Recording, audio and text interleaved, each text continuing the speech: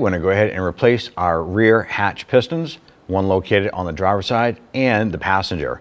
The process for this is the same for both sides.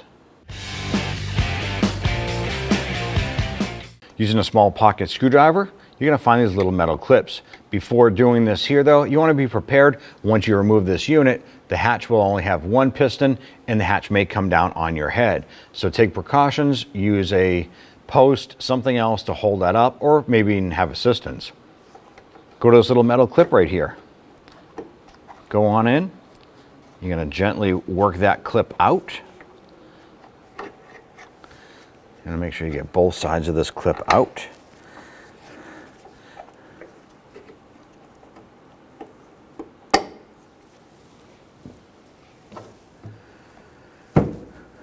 Pop that off.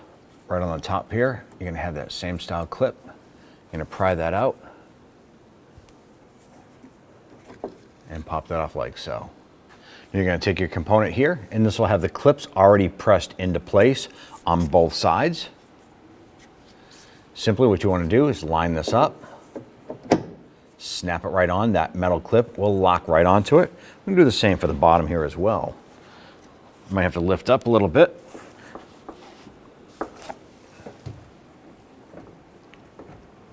Snap it into place, make sure that clip is on. You're all set. When only the best will do, demand TRQ. The only company that lets you view before you do. TRQ is committed to offering the highest quality aftermarket auto parts that are engineered for peace of mind. Thanks for using and viewing with TRQ.